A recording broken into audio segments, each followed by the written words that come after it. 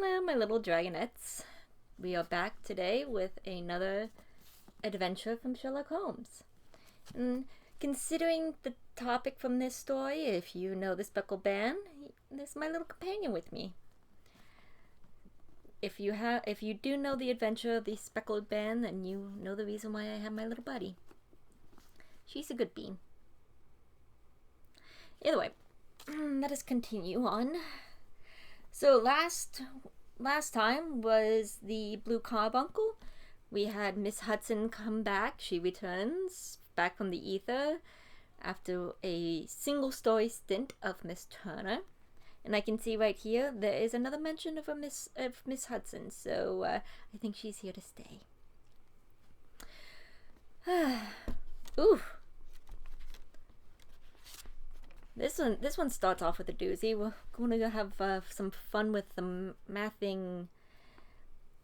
Glancing over my notes of the 70-odd cases in which I have, during the last 8 years, studied the method of my friend Sherlock Holmes, I find many tragic, some comic, a large number merely strange, but none commonplace.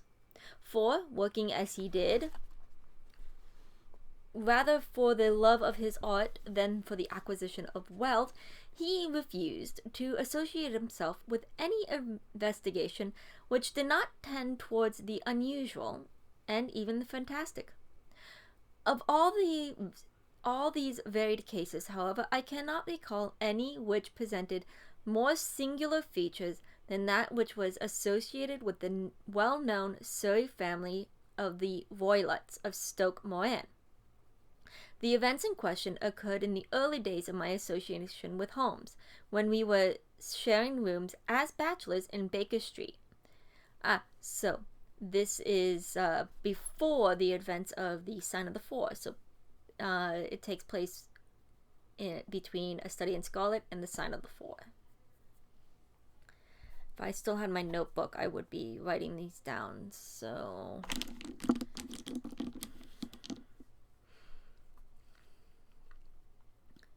it is possible I might have placed them upon record before, but a promise of secrecy was made at the time, from which I have only been freed during the last month by the untimely death of the lady to whom the pledge was given. It is perhaps as well that the fact should now come to light, for I have reason to know that there are widespread rumors as to the death of Mr. Grimsby Roylott, which tend to make the matter even more terrible than the truth. It was early in the year of 83 that I woke one morning to find Sherlock Holmes standing, fully dressed, by the side of my bed.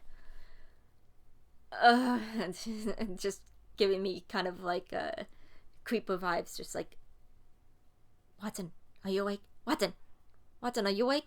Hey, Watson, you awake? He was a late riser as a rule, and as the clock on the mantelpiece showed me that it was only 7:15, I blinked up at him in some surprise and perhaps a little resentment, for I was myself regular in my habits. "Very sorry to knock you up, Watson," he said, "but it's the common lot this morning. Mrs. Hudson had been knocked up. She retorted upon me, and I upon you." "What is it then, fire?" "No, a client. It seems that a young lady has arrived in a considerable state of excitement, who insists upon seeing me. She is waiting now in the sitting room. Now, when the young ladies wander about the metropolis at this hour in the morning and knock very sleepy people out of their beds, I presume that it is something very pressing which they have to communicate. Should it prove to be an interesting case, you would, I'm sure, wish to follow it from the outset. I thought, at any rate, that I should call you and give you the chance." My dear fellow, I would not miss it for anything. I had no keener pleasure than in following Holmes in his professional investigation, and admiring the rapid deductions, as swift as intuitions, and yet always founded on logical basis, with which he unveiled the problems which were submitted to him. I rapidly threw on my clothes and was ready in a few minutes to accompany my friend down to the sitting room. A lady dressed in black and heavily veiled, who had been sitting in the window, rose as we entered. "Good morning, madam," said Holmes cheerily. "My name is Sherlock Holmes. This is my immediate friend and associate, Dr. Watson, before whom you can speak as freely as before myself. I am glad to see that Mrs. Hudson has had the good sense to light the fire. Pray, draw up to it, and I shall order you a cup of hot coffee, for I observe that you are shivering." "It is not the cold which makes me shiver," said the woman in a low voice, changing her seat as requested. "What then?" "It is fear, Mr. Holmes. It is terror." She raised her veil as she spoke, and we could see that she was indeed in a pitiable state of agitation, her face all drawn and gray, with restless and frightened eyes, like those of some hunted animal. Her features and figure were those of a woman of 30, but her hair was shot with premature gray, and her expression was weary and haggard. Sherlock Holmes ran her over with one of his quick, all-comprehensive glances. "You must not fear," he said soothingly, bending forward and patting her forearm. "We shall soon set matters right, I have no doubt. You have come by train this morning, I see. You know me, then?" "No, but I observed the second half of a return ticket in the palm of your left glove. You must have started early, and yet you had a good drive in a dog-cart along heavy roads before you reached the station." The lady gave a violent start and stared down in bewilderment at my companion. "It is no mystery, my dear madam," he said, smiling. "The left arm of your jacket is spattered with mud in no less than 7 places. The marks are perfectly fresh. There is no vehicle save a dog-cart which throws up mud in that way, and then only when you sit on the left-hand side of the driver." "Whatever your reasons may be, you are perfectly correct," said she. "I started from home before 6, reached Leatherhead at 20 past, and came in by the first train to Waterloo." The Waterloo train station, which, according to this annotation, is the largest in London.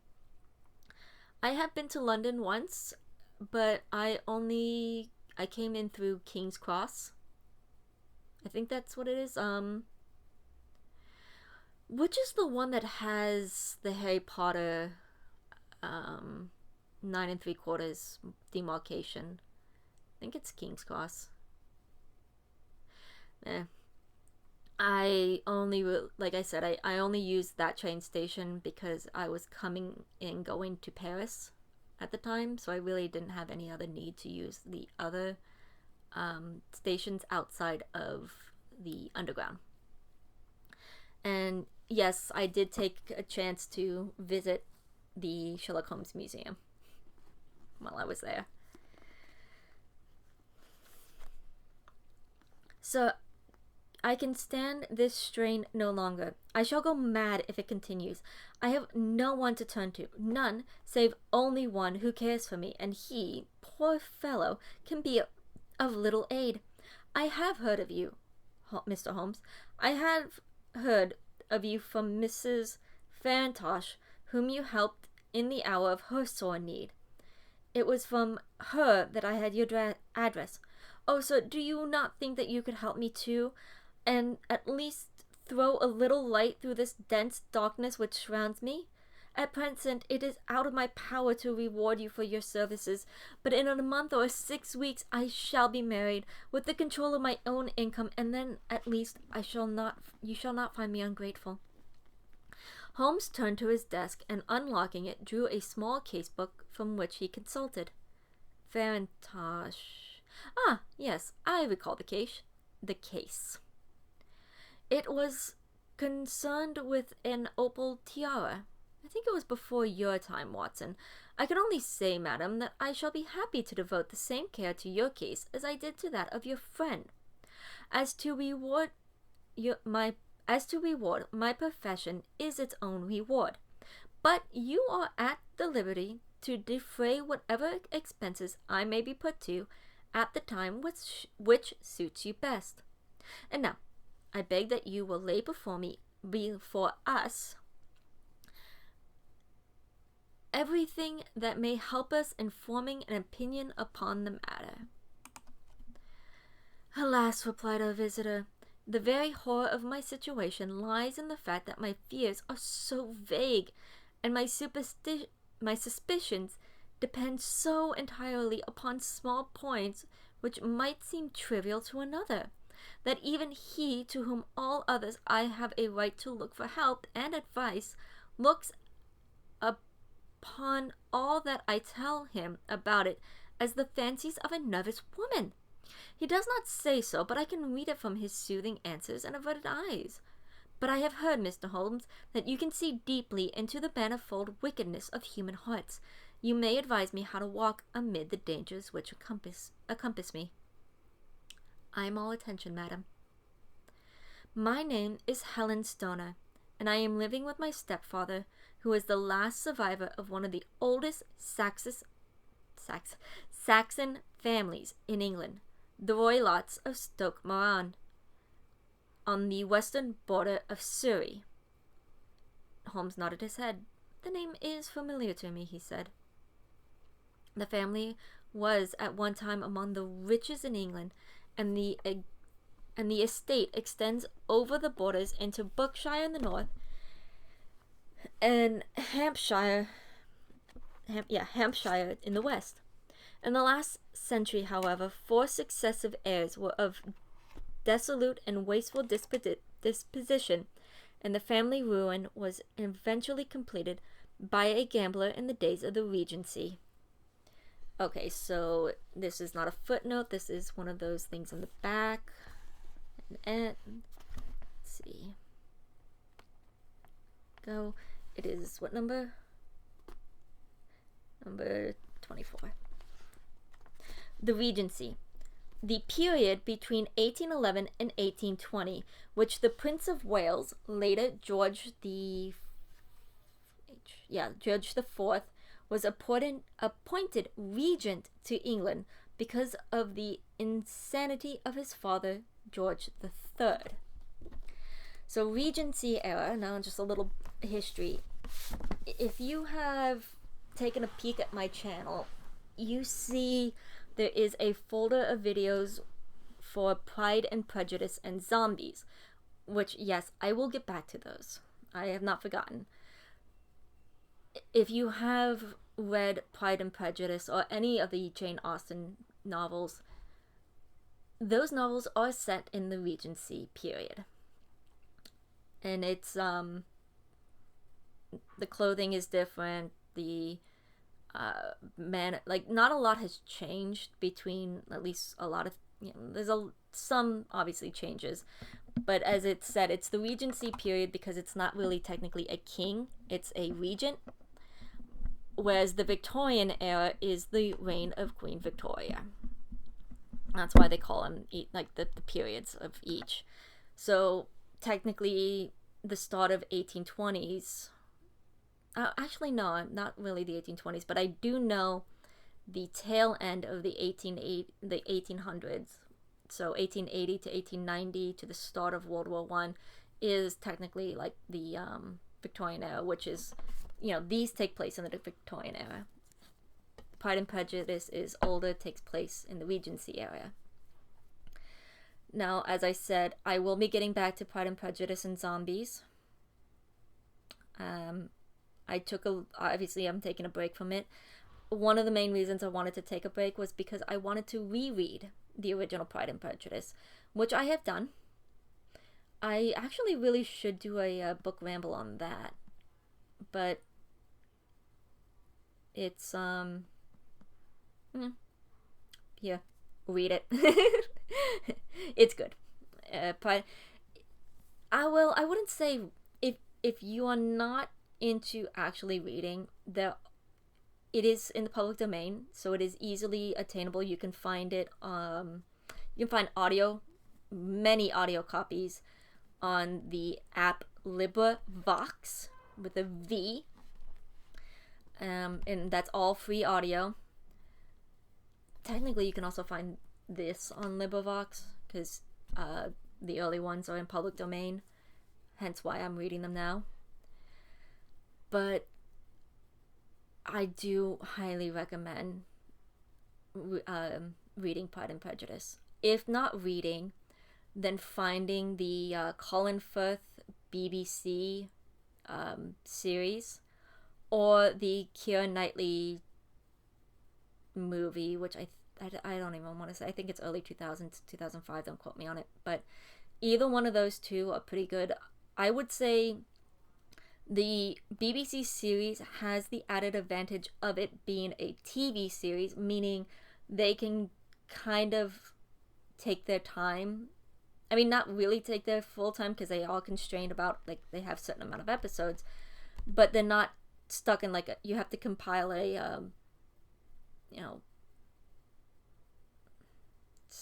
60 plus chapter novel into, like, 2 hours. Whereas with the Colin Firth TV series, you can, fit, like, 4 chapters in a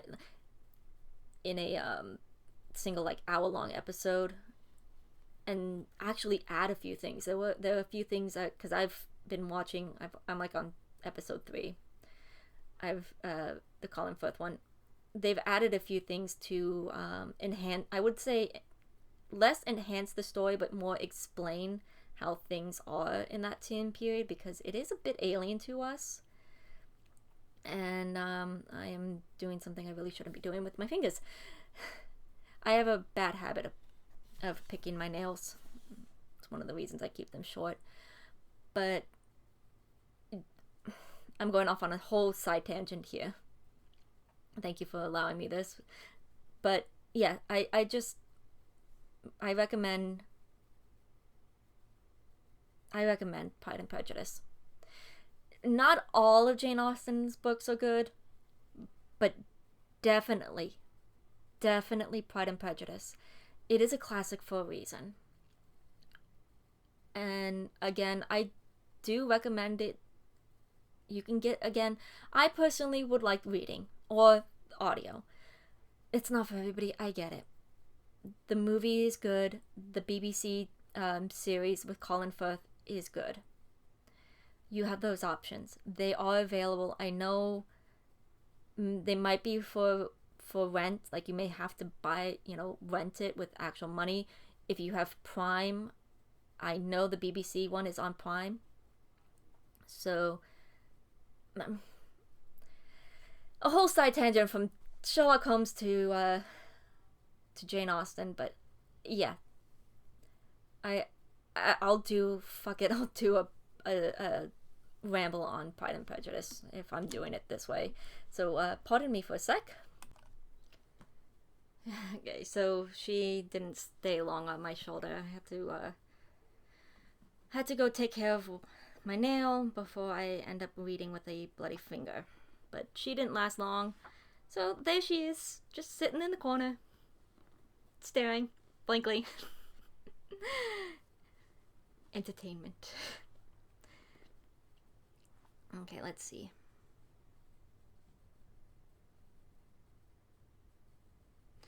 Okay, so so the family ruin was eventually completed by a gambler in the days of the Regency. Nothing was left save a few acres of ground and the 200-year-old house, which is itself crushed under a heavy mortgage. The last squire dragged out his existence there, living the horrible life of an aristocratic pauper. But his only son, my stepfather, seeing that he must adapt himself to the new conditions, obtained an advance from a relative which enabled him to take a medical degree and went out to Calcutta, where, by his professional skill and his force of character, he established a large practice. In a fit of anger, however, caused by some robberies which had been perpetrated in the house, He beat his native butler to death and narrowly escaped a capital sentence. As it was, he suffered a long term of imprisonment and afterwards returned to England a morose and disappointed man. When Dr. Roylott was in India, he married my mother, Mrs. Stoner, the young widow of Major General Stoner of the Bengal Artillery. My sister Julia and I were twins, and we were only 2 years old at the time of my mother's remarriage. She had a considerable sum of money, no less than £1,000 a year, and that she bequeathed to Dr. Roylott entirely while we resided with him, with a provision that a certain annual sum should be allowed to each of us in the event of our marriage. Shortly after our return to England, my mother died. She was killed 8 years ago in a railway accident near Crewe.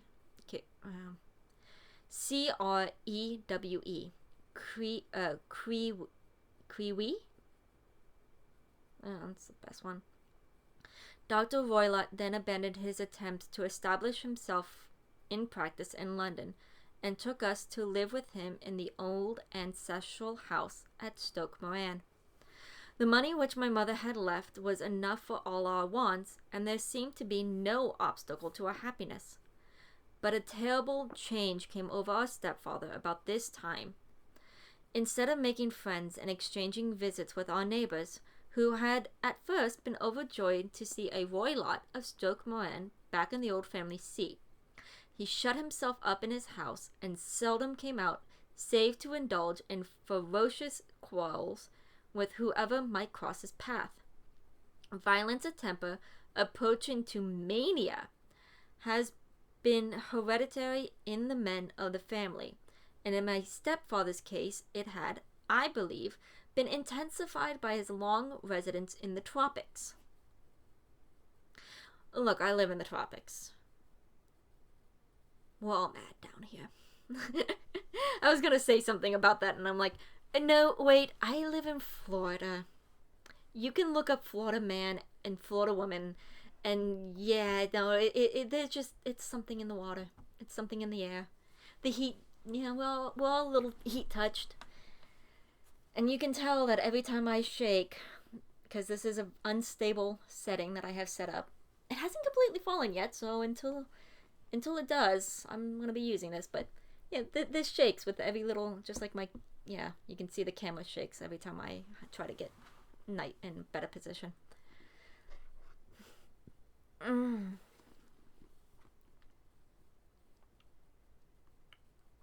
A series of disgraceful brawls took place, two of which ended in the police court, until at last he became the terror of the village, and the folks would fly at his approach, for he is a man of immense strength and absolutely uncontrollable in anger. Last week he hurled the local blacksmith over a parapet into a stream, and it was only by paying over all the money which I could gather together that I was able to avert another public exposure. He had no friends at all save the wandering gypsies, and he would give these vagabonds leave to encamp upon the few acres of bramble-covered land which represents the family estate, and would accept in return the hospitality of their tents, wandering away with them sometimes for weeks on end. He has a passion also for Indian animals. As baboons are native only to Africa and the Arabian Peninsula, how this one got to India is anybody's guess. Which are sent over to him by a correspondent, and he has at this moment a cheetah and a baboon, which wander freely over his grounds and are feared by the villagers almost as much as their masters. I mean, I kind of feel sorry for the cheetah. Baboon's an asshole. Don't feel sorry for them. And they're monkeys, they're smart. but the cheetahs need the wide open savannas to run, and this thing is only allowed a small, ugh. You can imagine from what I say that my poor sister Julie and I had no great pleasure in our lives. No servant would stay with us, and for a long time we did all the work in the house. She was but 30 at the time of her death, and yet her hair had already begun to whiten, even as mine has. Your sister is dead, then? She died just 2 years ago, and it is of her death that I wish to speak to you. You can understand that, living the life which I have described, we were little likely to see anyone of our own age and position. We had, however, an aunt, my mother's maiden sister, Miss Honoria Westphal, who lives near Harrow, and we were occasionally allowed to pay short visits at this lady's house. Julia went there at Christmas 2 years ago and met there a half-pay major of Marines, to whom she became engaged. My stepfather learned of this engagement when my sister returned and offered no objection to the marriage. But within a fortnight of the day which had been fixed upon for the wedding, a terrible event occurred which had deprived me of my only companion. Sherlock Holmes had been leaning back in his chair with his eyes closed and his head sunk in a cushion. But he half opened his lids now and glanced across at his visitor. "Pray, be precise as to details," said he. "It is easy for me to do so, for every event of that dreadful time is seared into my memory.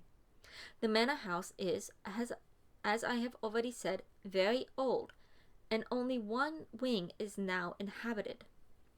The bedrooms in this wing are on the ground floor, the sitting rooms being in the central block of the buildings. Of these bedrooms, the first is Dr. Raylot's, the second is my sister, and the third my own. There is no communication between them, but they all open out into the same corridor. Do I make myself plain? Perfectly so. The windows of the 3 rooms open out upon the lawn. That fatal night, Dr. Roylott had gone to his room early, though we knew that he had not retired to rest, for my sister was troubled by the smell of strong Indian cigars which was his custom to smoke. She left her room, therefore, and came into mine, where she sat for some time chatting about her approaching wedding. At 11 o'clock she rose to leave me, but she paused at the door and looked back. "Tell me, Helen," she asked, "have you ever heard anyone whistle in the dead of night?" "Never," said I. "I suppose that you could not possibly whistle yourself in your sleep?" "Certainly not, but why?" "Because during the last few nights I have always, about 3 in the morning, heard a low, clear whistle. I am a light sleeper, and it has awakened me. I cannot tell where it came from. Perhaps the next room, perhaps from the lawn. I thought that I would just ask you whether you have heard it." "No, I have not, and it must be those wretched gypsies in the plantation." "Very likely, and yet if it was on the lawn, I wonder that you did not hear it also." But I sleep more heavily than you." "Well, it is of no great consequence, at any rate." She smiled back at me and closed my door, and a few minutes later I heard her key turn in the lock. "Indeed," said Holmes. "Was it your custom to always lock yourselves in at night?" "Always." "And why? I think that I mentioned to you that the doctor kept a cheetah and a baboon. We had no feeling of security unless our doors were locked." "Quite so. Pray, proceed with your statement." "I could not sleep that night. A vague feeling of impending misfortune impressed me. My sister and I, as you will recollect, are twins, and you know how subtle are links which bind 2 souls which are so closely allied. It was a wild night. The wind was howling. Oh, jeez, I'm at it.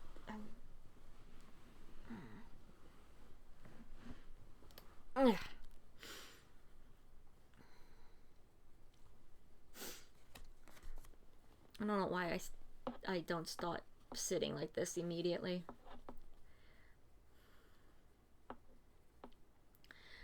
The wind was howling outside, and the rain was beating and splashing against the window. Suddenly, amid all the hubbub of the gale, there burst forth a wild scream of a terrified woman. I knew that it was my sister's voice. I sprang from my bed, wrapped a shawl around me, and rushed into the corridor. As I opened my door, I seemed to hear a low whistle, just as my sister described, and a few moments later, a clanging sound, as if a mass of metal had fallen. As I ran down the passage, my sister's door was unlocked and revolving slowly upon its hinges. I stared at it, horror-stricken, not knowing what was about to issue from it.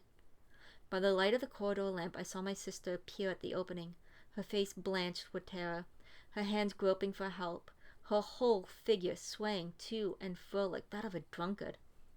I ran to her and threw my arms around her, but at that moment her knees seemed to give way and she fell to the ground. She withered as one who is in terrible pain, but her limbs were dreadfully convulsed. At first I thought that she had not recognized me, but as I bent over her, she suddenly shrieked out in a voice of which I will never forget. "Oh my God, Helen! It was a band! It was the Speckled band!" And there was nothing else which she would fain to have said, and she stabbed with her finger into the air in the direction of the doctor's room. But a fresh convulsion seized her and choked her words. I rushed out, calling loudly for my stepfather, and met him hastening from his room in his dressing gown.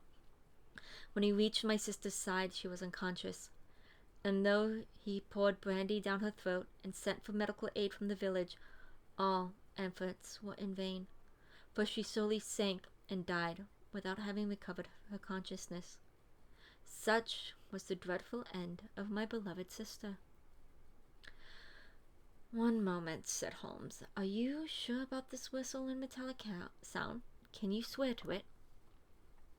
"That is what the county coroner asked me at the inquiry. It is my strong impression that I heard it, and yet among the crash of the gale and the creaking of an old house, I might possibly have been deceived." "Was your sister dressed?" "No, she was in her night dress. In her right hand was found the charred stump of a match, and in her left a match box, showing that she had struck a light and looked about her when the alarm took place. That is important. And what conclusions did the coroner come to?" "He investigated the case with great care, for Dr. Roylett's conduct had long been notorious in the country, but he was unable to find any satisfactory cause of death. My evidence showed that the door had been fashioned upon the inner side, and that the windows were blocked by an old-fashioned shutters with broad iron bars, which were secured every night. The walls were carefully sounded and were shown to be quite solid all around, and the flooring was also thoroughly examined with these same results. The chimney is wide, but is barred up by 4 large staples. It is certain, therefore, that my sister was quite alone when she met her end. Besides, there was no marks of any violence upon her." "How about poison?" "The doctors examined her for it, but without success." "What do you think that this unfortunate lady died of, then?" "It is my belief that she died of pure fear and nervous shock, though what it was that frightened her, I cannot imagine." "Were there gypsies in the plantations at the time?" "Yes, there are nearly always some there." "And what did you gather from this allusion to a band, a speckled band?" "Sometimes I have thought that it was merely the wild talk of delirium. Sometimes that it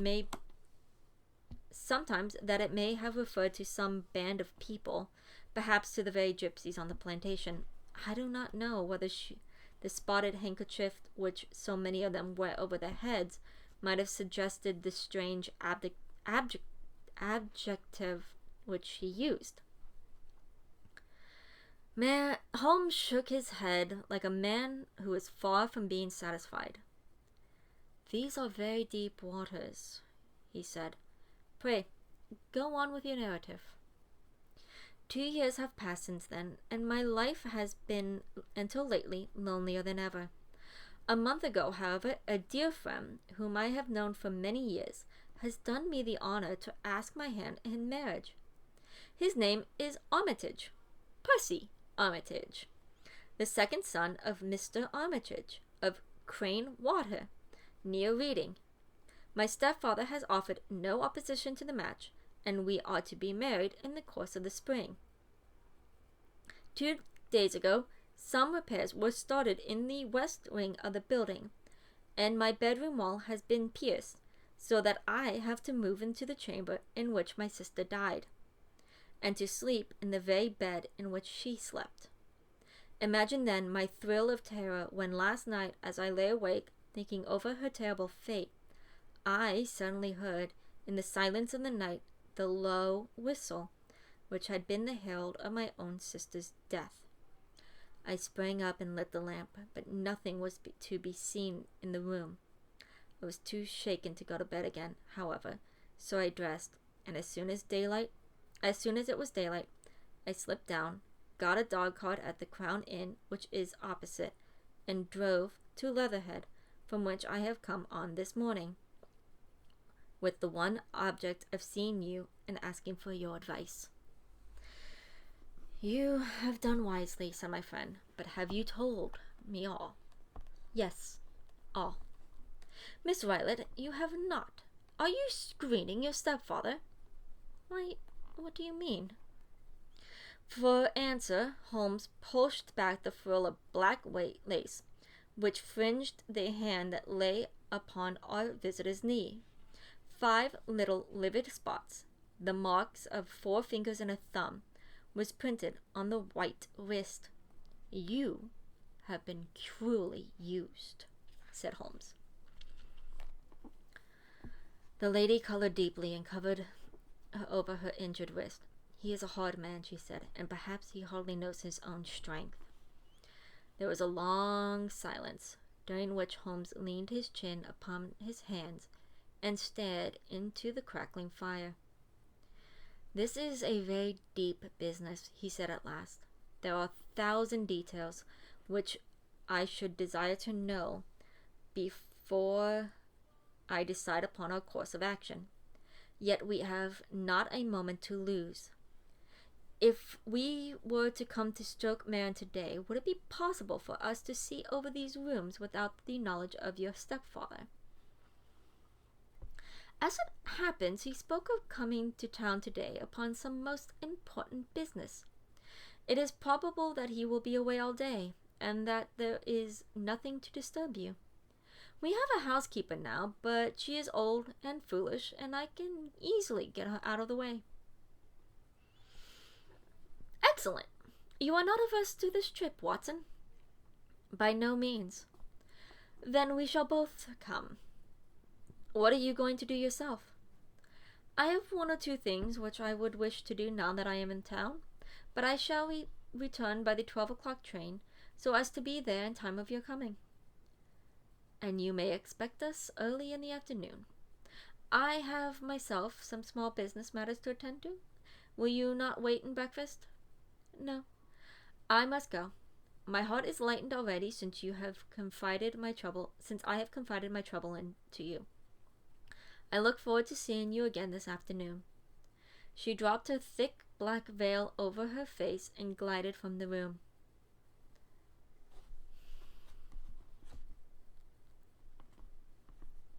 Sorry, that was a phone call. "And what do you think of it all, Watson?" asked Sherlock Holmes, leaning back in his chair. "It seems to me the most dark and dangerous business." "Dark enough and sinister enough.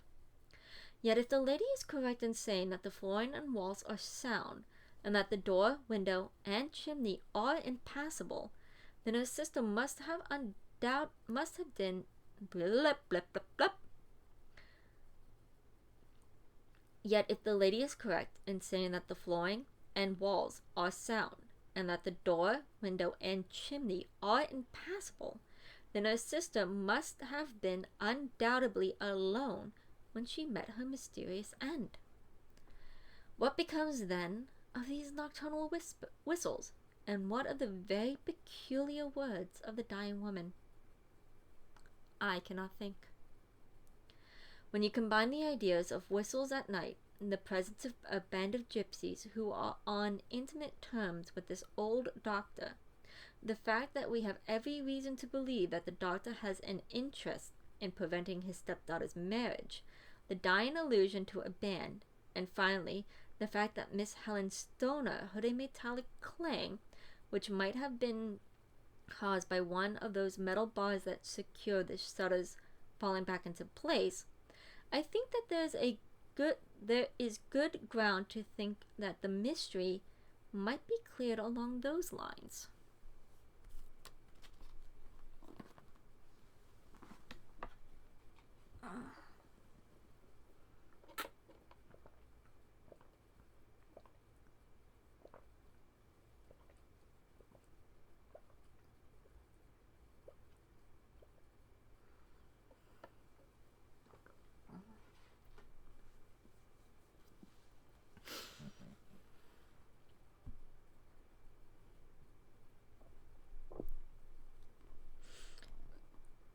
But what, then, did the gypsies do?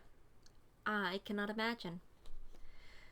I see many objections to any such theory, and so do I. It is precisely for that reason that we are going to Stoke Marin this day. I want to see whether the objects are fatal. I want to see if the objections are fatal, or if they may be explained away. But what in the name of the devil? The ejaculation had been drawn from my companion by the fact that our door had been suddenly dashed open, and that a huge man had framed himself in the aperture. His costume was a peculiar mixture of the professional and of the agricultural, having a black top hat and a long frock coat and a pair of high gaiters, with a hunting crop swinging in his hand. So tall was he that the hat actually brushed the crossbar of the doorway, and his breath seemed to span it across from side to side. A large face, seared with 1,000 wrinkles, burned yellow with the sun, and marked with every evil passion, was turned from one to the other of us, while his deep-set, bile-shot eyes and his high, thin, fleshless nose gave him somewhat of the resemblance to a fierce old bird of prey. "Which of you is Holmes?" asked the apparition. "My name, sir, but you have the advantage of me," said my companion quietly. "I am Dr. Grimsby Roylott of Stoke Marin." "Indeed, doctor," said Holmes blandly. Pray, take a seat." "I will do nothing of the kind. My stepdaughter has been here. I have traced her. And what has she been saying to you?" "It is a little cold for this time of year," said Holmes. "What has she been saying to you?" screamed the old man furiously. "But I have heard that the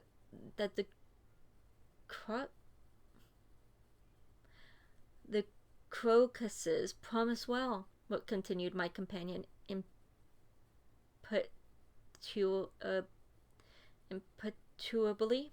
"Ha! You put me off, do you?" said our new visitor, taking a step forward and shaking his hunting crop. "I know you, you scoundrel. I have heard of you before. You are Holmes the meddler." My friend smiled. Holmes the busybody." His smile broadened. "Holmes the Scotland Yard jack-in-office." Holmes chuckled heartily. "Your conversation is most entertaining," he said. "When you go out, close the door, for there is a decided draught." "I will go when I have my say. Don't you dare meddle with my affairs." I know that Miss Stoner has been here. I traced her. I am a dangerous man to fall foul of. See here."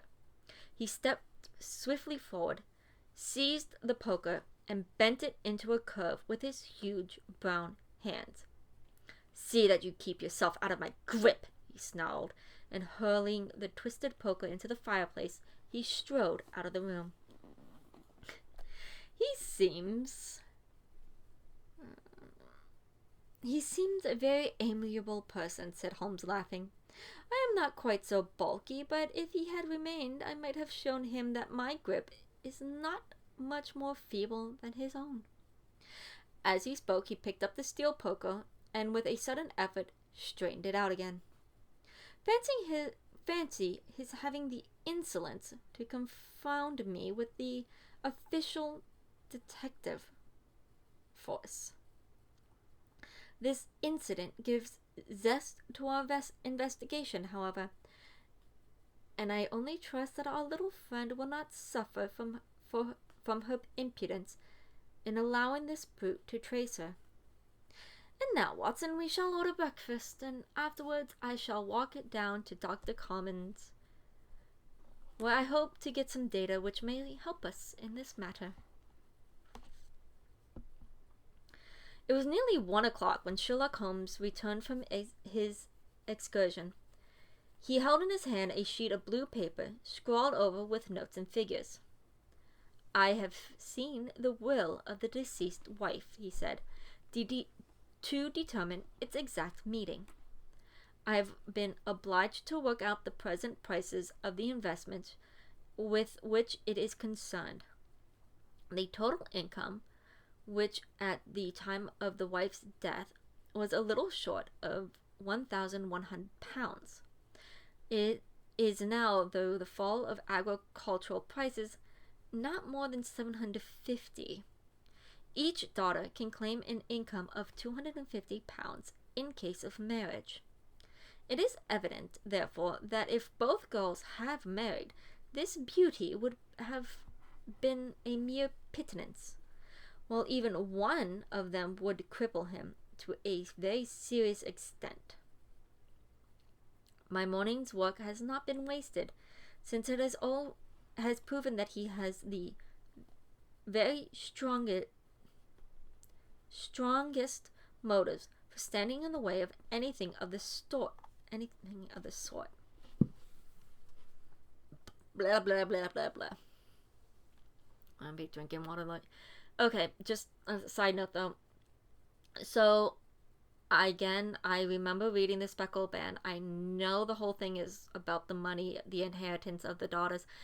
But is this not the same as the, what was the other one we read earlier? Oh, let me just go straight to instead of looking for it.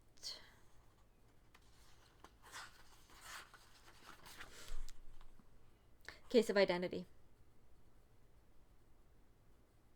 Yeah. I think the Boscombe Valley Mystery. So, yeah, it's the same thing with the Case of Identity, except instead of just having this man pretend to be a younger man and wishing, telling his daughter, "Oh no, you can only marry me, you're promised to me, you can't marry anybody else." Yeah, and this guy is straight up just killing his daughters, his stepdaughters. All over their inheritance. What a joy it is to be a woman. At least they were smart enough to visit Holmes. And I think there's like maybe one more that I know of that's kind of in the same vein, but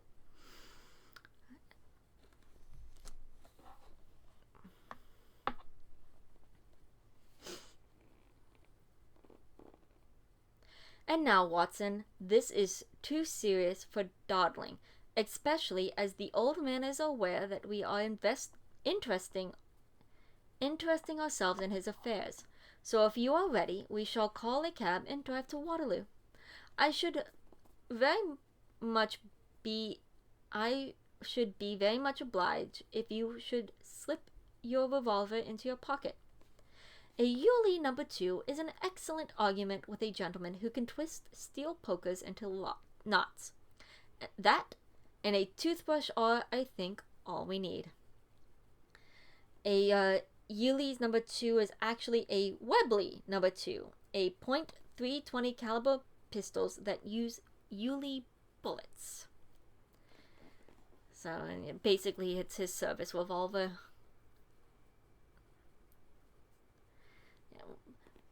Sherlock Holmes uses whatever he can get his hands on. Watson is a gunman.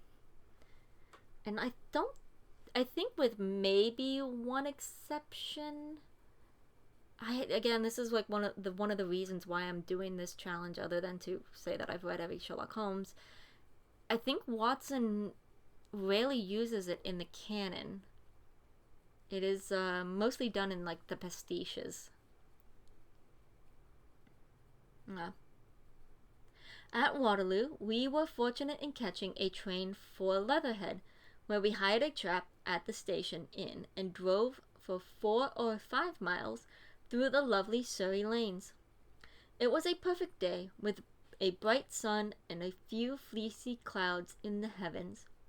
The trees and wayside hedges were just throwing out their first green shoots, and the air was full of the pleasant smell of the moist earth. To me, at least, there was a strange contrast between the sweet promise of spring and the sinister quest upon which we were engaged. My companion sat in the front of the trap, his arms folded, his hat pulled down over his eyes, and his chin sunk upon his breast, buried in the deepest thought. Suddenly, however, he started, tapped me on the shoulder, and pointed over to the meadows. "Look, there," said he. A heavily timbered park stretched up in a gentle slope, thickening into a grove at the highest point. From amid the branches there jutted out like gray gables and a high roof tree of a very old mansion. "Stokemoran," said he. "Yes, sir. That be the house of Dr. Grimsby Roylott," remarked the driver. "There is some building going on there," said Holmes. "That is where we are going." "That's the village," said the driver, pointing to a cluster of roofs some distance to the left. "But if you want to get to the house, you'll find it shorter to go over this stile, and so by the footpath over the fields. There it is. There's a lady where the lady is walking." "And the lady, I fancy, is Miss Stoner," observed Holmes, shading his eyes.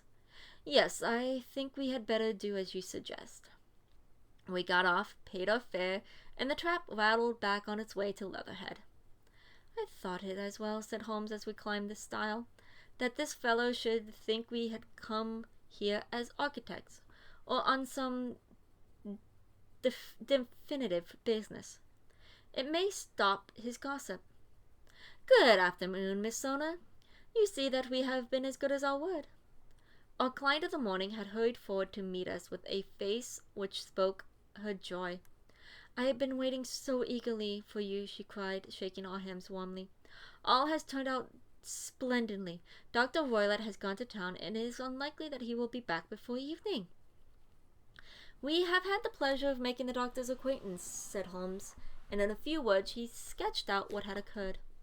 Miss Stoner turned white to the lips as she listened.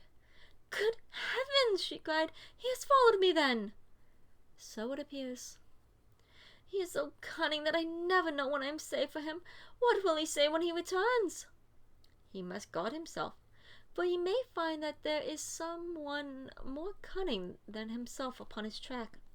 You must lock yourself up from him tonight. If he is violent, we shall take you away to your aunt's at Harrow. Now, we must make the best use of our time, so kindly take us at once to the rooms which we are to examine." The building was of gray, lichen-blotched stone, with a high central portion and 2 curving wings, like the claws of a crab, thrown out on each side. In one of these wings, the windows were broken and blocked with wooden boards, while the roof was partially caved in, a picture of ruin. The central portion was in little better repair, but the right-hand block was comparatively modern, and the blinds in the windows, with the blue smoke curling from the chimneys, showed that this was where the family resided. Some scaffolding had been erected against the end wall, and the stonework had been broken into, but there was no sign of any workmen at the moment of our visit.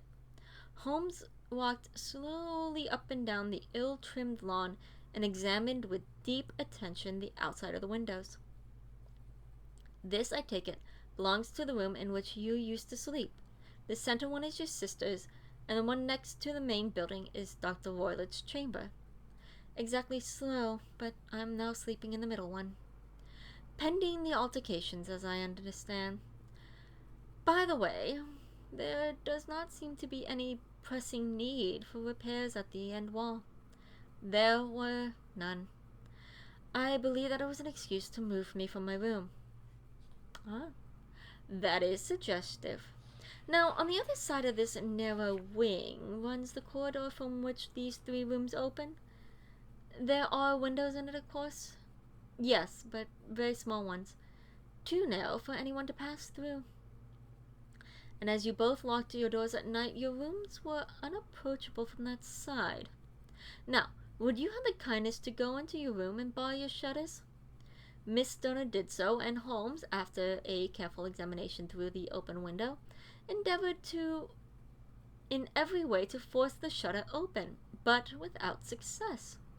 There was no slit through which a knife could be pressed to raise the bar. Then, with his lens, he tested the hinges, but they were of solid iron, built firmly into the massive masonry. He said, scratching his chin in some perplexity. "My theory certainly presents some difficulty. No one can pass these shutters if they were bolted. Well, we shall see if the inside throws any light upon the matter." A small side door led into the whitewashed corridor from which the 3 bedrooms opened. Holmes refused to examine the 3rd chamber, so we passed at once to the 2nd, that in which Miss Stoner is now sleeping, and in which her sister had met with her fate. It was a homely little room, with a low ceiling and a gaping fireplace, after the fashion of old country homes. A brown chest of drawers stood in one corner, a narrow white counterpaned bed in the other, and a dressing table on the left-hand side of the window. These articles, with 2 small wicker-work chairs, made up all the furniture in the room, save for a square of Wilton carpet in the center. The boards round and the paneling of the walls were of brown, worm-eaten oak, so old and discolored it may have dated from the original building of the house.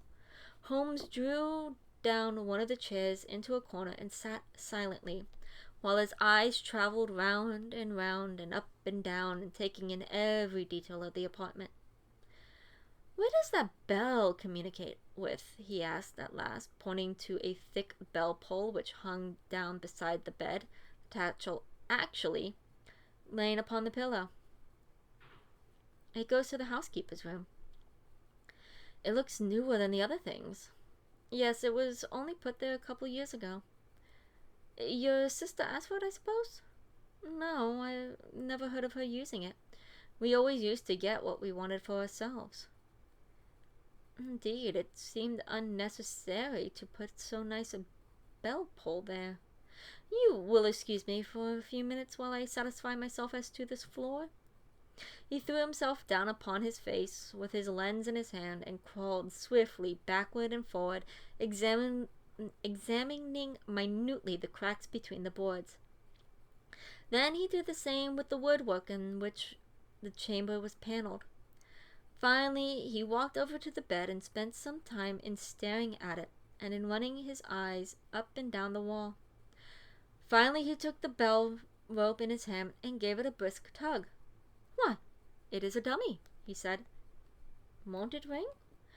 "No, it's not even attached to a wire. This is very interesting. You can see now that it fastened to a hook just above where this little opening for the ventilator is.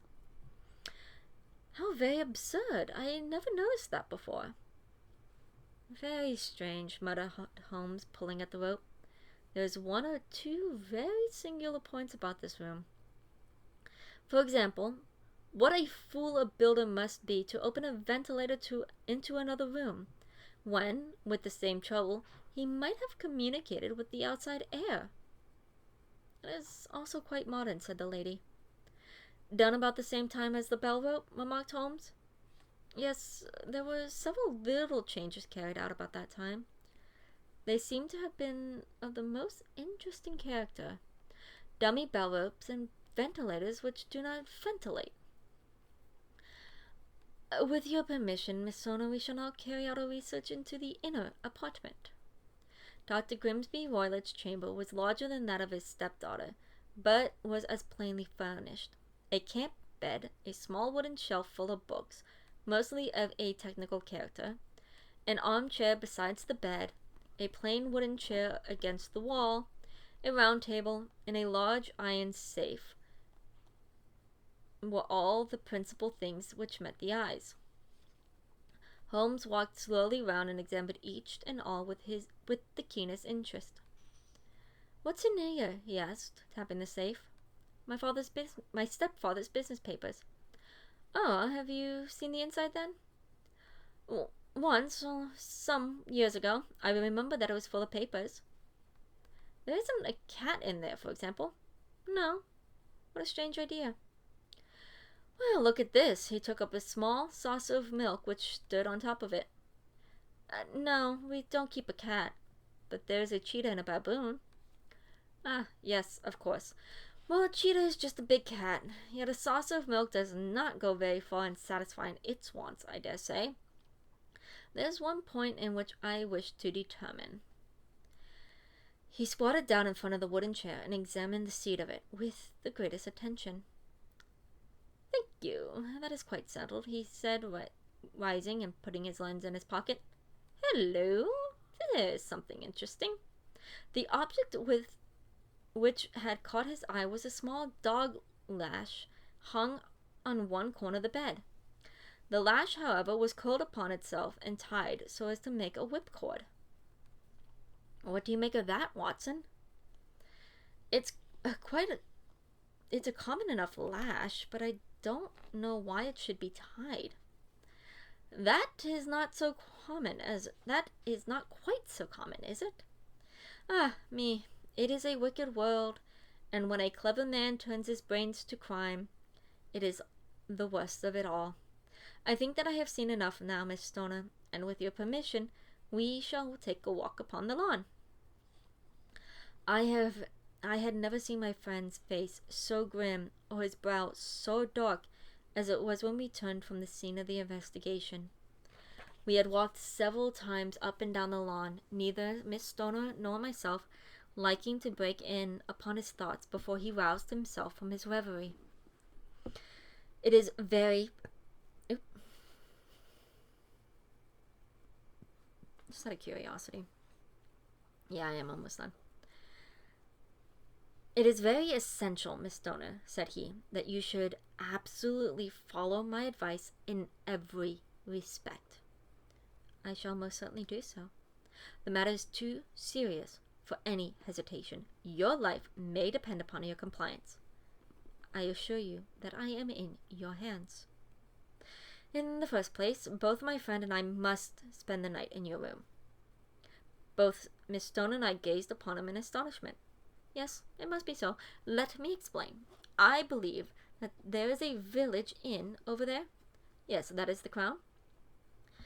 "Yes, very good. Your windows should be visible from them." "Certainly." "You must confine yourself to the room, on pretense of a headache, when your stepfather comes back. Then, when you hear him retire for the night, you must open the shutter of your window, undo the hasp, put your lamp there as a signal to us, and then withdraw quietly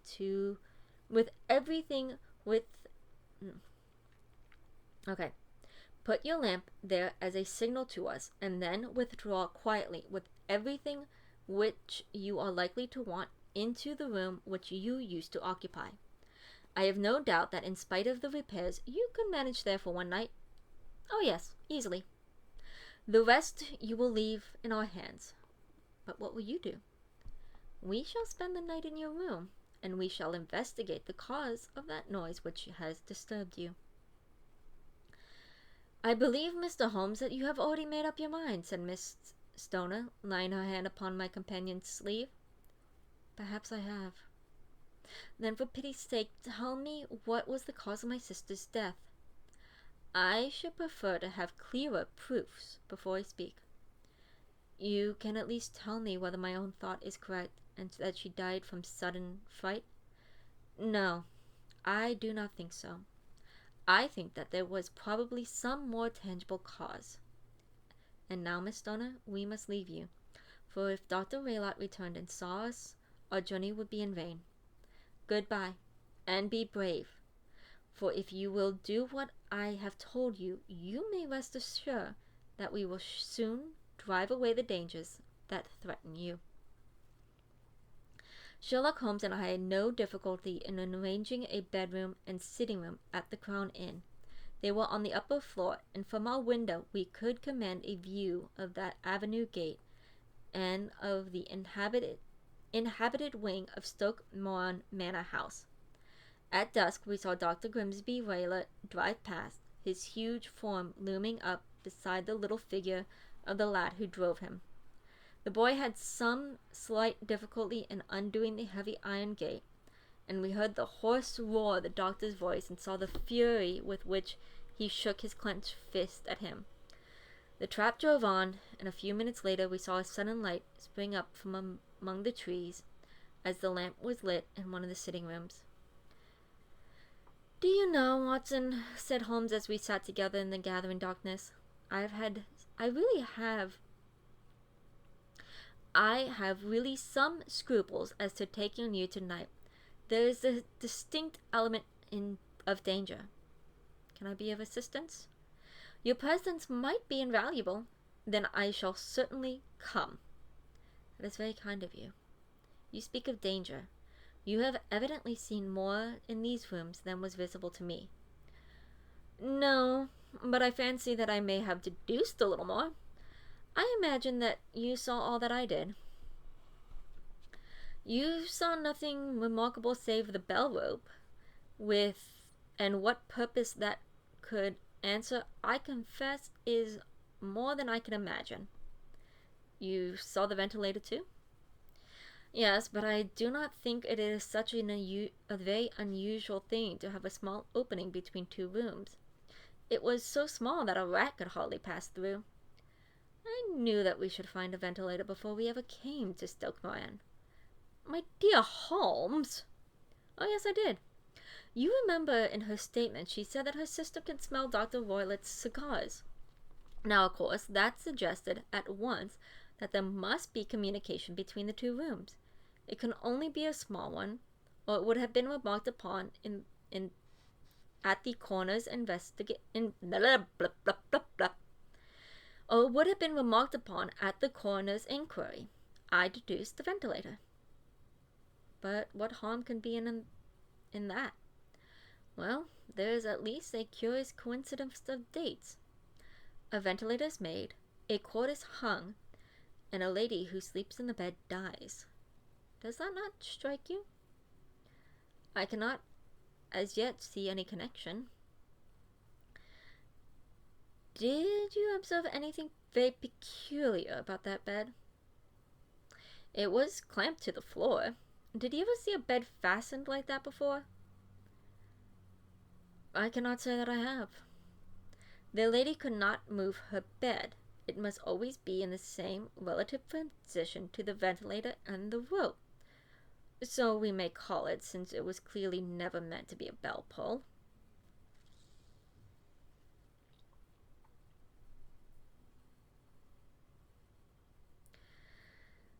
Holmes, I cried, I seem to see dimly what you are hinting at. We are only just in time to prevent some subtle and horrible crime. Subtle enough and horrible enough. When a doctor goes wrong, he is the first of criminals. He has nerve and he has knowledge. Palmer and Pritchard were among the heads of their profession. This man strikes even deeper, I think. This man strikes even deeper. But I think, Watson, that we shall be able to strike deeper still. Okay, so there's a little note here about Pritchard. Palmer and Pritchard. This references to two notorious doctors, William Palmer, 1824 to 1856, who was hanged for poisoning one of his friends, while Edward Pritchard, 1825 to 1865, was hanged for poisoning his wife and mother-in-law.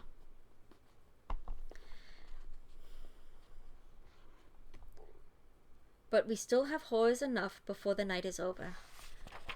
For goodness sake, let us have a quiet pipe and turn our minds for a few hours to something more cheerful.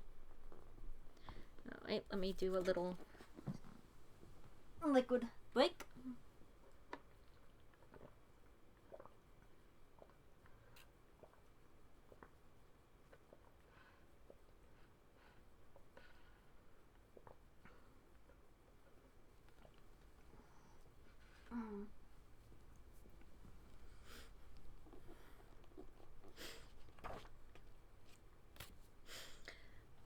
About 9 o'clock, the light among the trees was extinguished, and all was dark in the direction of the manor house. 2 hours passed slowly away. Then suddenly, just at the stroke of 11, a single bright light shone out right in front of us. 2 hours later. That is our signal, said Holmes, springing to his feet. It comes from the middle window. As we passed out, he exchanged a few words with the landlord, explaining that we were going on a late visit to an acquaintance, and that it was possible that we might spend the night there.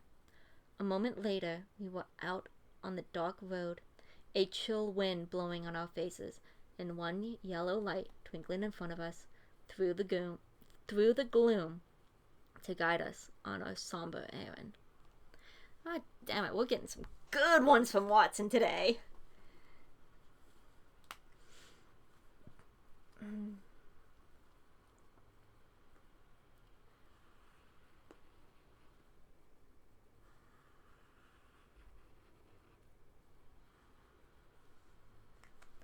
There was little difficulty in entering the grounds, for unrepaired breaches gaped in its old park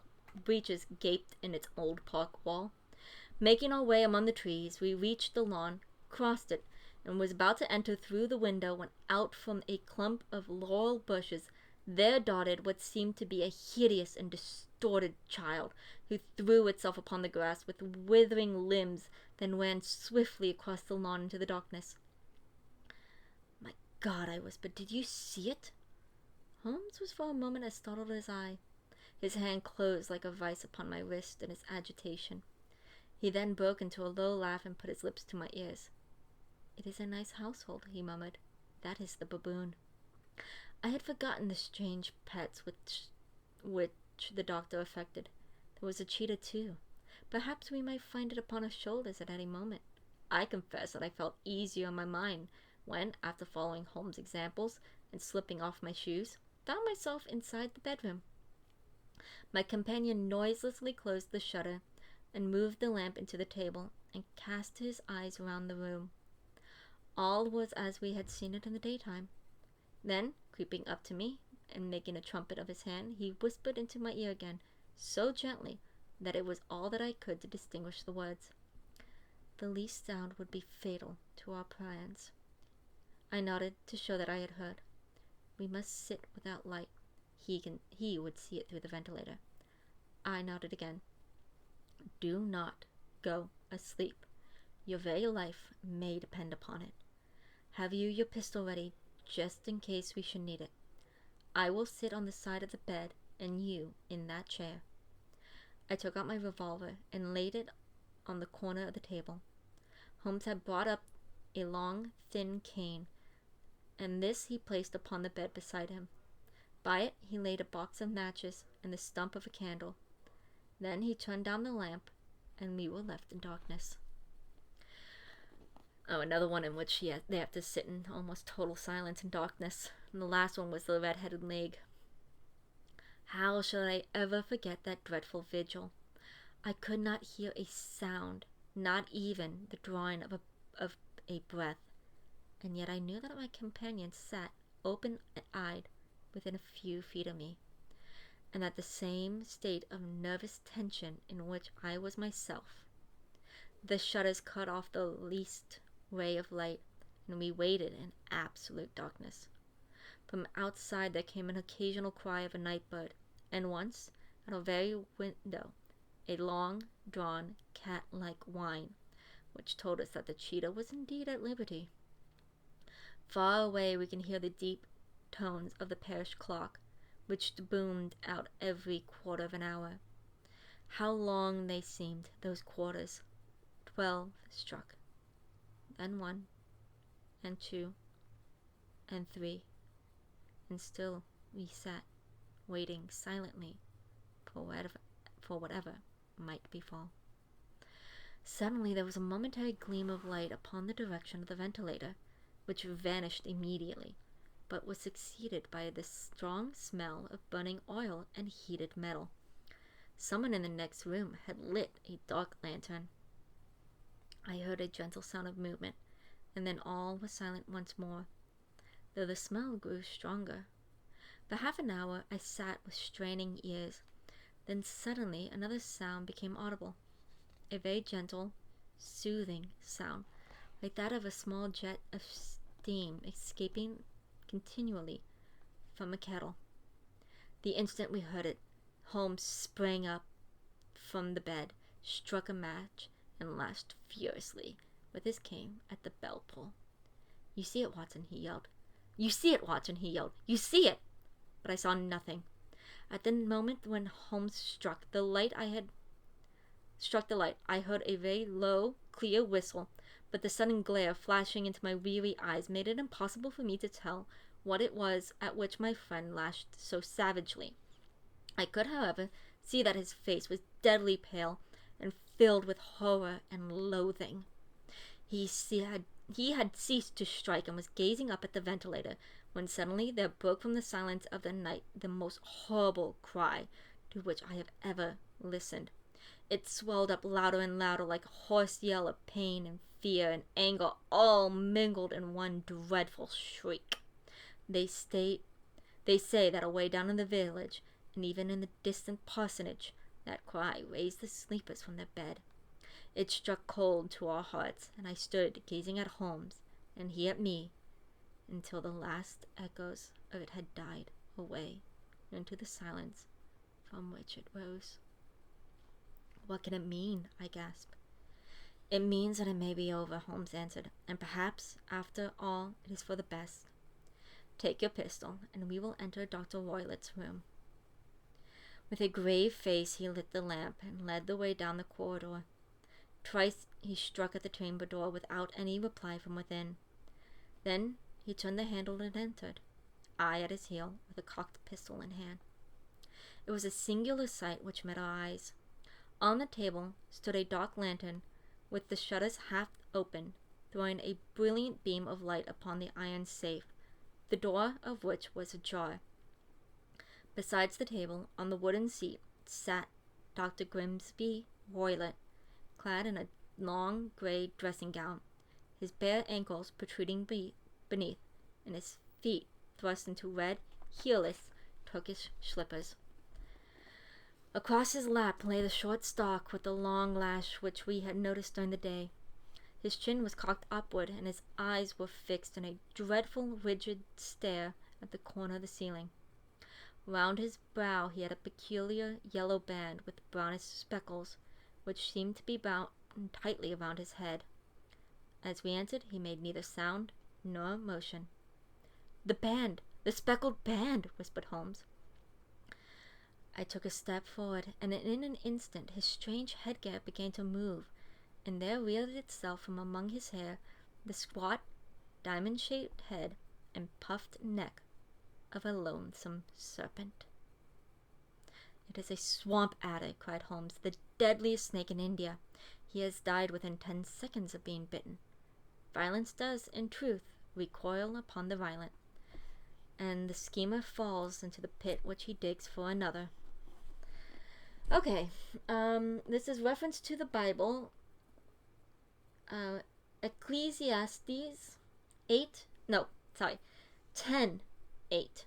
"He that diggeth a pit shall fall into it, and whoso breaketh a hedge, the serpent shall bite him." Let us thrust this creature back into its den, and we can then remove Miss Stoner from some place of shelter, and let the country police know what has happened. As he spoke, he drew the dog whip swiftly from the dead man's lap, and throwing the noose around the reptile's neck, he drew it from its horrid perch, and carrying it at arm's length, threw it into the iron safe which he closed upon it. Okay, I have a little more left, but I just want to say this. That poor snake. That poor snake was stuck in a freaking, yes, it was a deadly snake. And you really should not have it as a pet. But to leave it in a locked safe like that, no, baby. I wonder why it was an asshole snake, man. The cheetah and baboon got the whole run of the grounds, and the snake was stuck. It really should have died if it was the iron safe.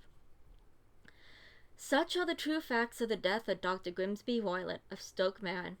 It is not necessary that I should prolong the narrative, which has already run too great a length by telling how we broke the sad news to the terrified girl, how we conveyed her by the morning train to the care of her good aunt in Harrow, and how the slow process of official inquiry came to the conclusion that the doctor met his fate while indiscreetly playing with a dangerous pet. The little of which I had yet to learn of the case was told to me by Sherlock Holmes as we traveled back the next day. "I had," he said, "come to an entirely erroneous conclusion, which shows, my dear Watson, how dangerous it is always to reason from insufficient data. The presence of gypsies, and the use of the word ban, which was used by the poor girl, no doubt to explain the appearance which she had caught a hurried glimpse of by the light of a match, was sufficient to put me on an entirely wrong scent. I can only claim the merit that I had instantly reconsidered my position, when, however, it became clear to me that whatever danger threatened the occupant of the room could not come from either the window or the door. My attention was speedily drawn, as I have already remarked to you, to this ventilator and to the bell rope which hung down the bed. The discovery that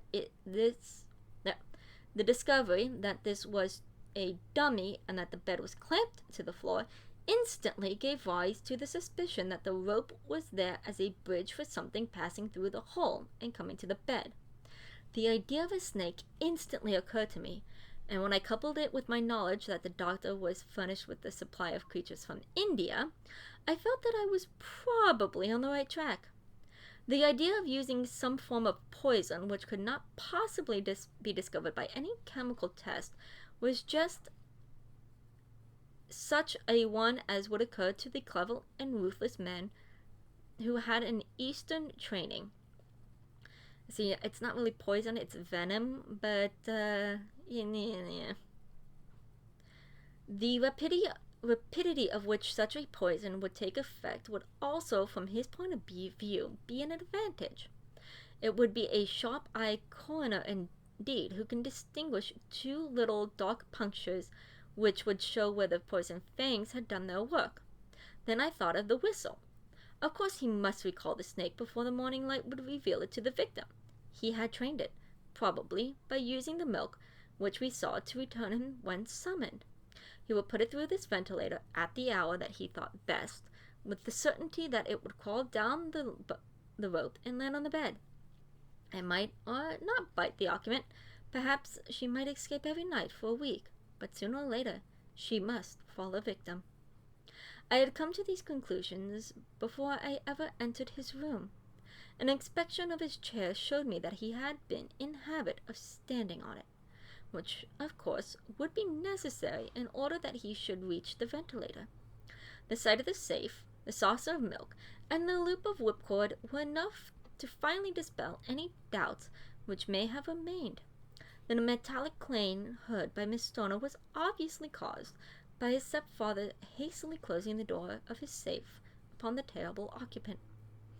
Having once made up my mind, you know the steps in which I took in order to put the matter to proof. I heard the creature hiss, as I had no doubt you did also, and I instantly lit the light and attacked it, which the result of driving it through the ventilator, and also with the result of it causing to turn upon its master at the other side. Some of the blows of my cane came home and roused its snakish temper, so that it flew upon the first person it saw. In this way I am no doubt indirectly responsible for Dr. Grimley Roylott's death, and I cannot say that it is likely to weigh heavy upon my conscience. And with that, we have come to the end of the Speckled Pan. That one I know, again, I remember having to read that one. Actually, I read that one for a class, and the footnotes of that one were interesting because it mentioned, one, I don't think that snake really even exists, so it's something that Sir Conan Doyle came up with, which, yeah, fine, whatever. I mean, Sherlock Holmes itself is all made up, make-believe. But, snakes drinking milk, snakes, not needing to breathe, apparently, and living 2 years in a locked safe. And then, the only reason why this one gets away with it is because it's not real. Snake being in a locked safe, and then, whistling. The footnotes of when I had to read it for class mentioned both times I had to read it for class, both mentioned that I think snakes are deaf. I wouldn't know. I've never owned one as a pet. I would love to, but I don't have the patience. I really... It's less that I don't have the patience and more like I don't have the... I don't think I would be a good pet, a mother to a pet snake. Like I said, I would love one, but I would just love on someone else's pet snake if that snake is willing to, let me manhandle it.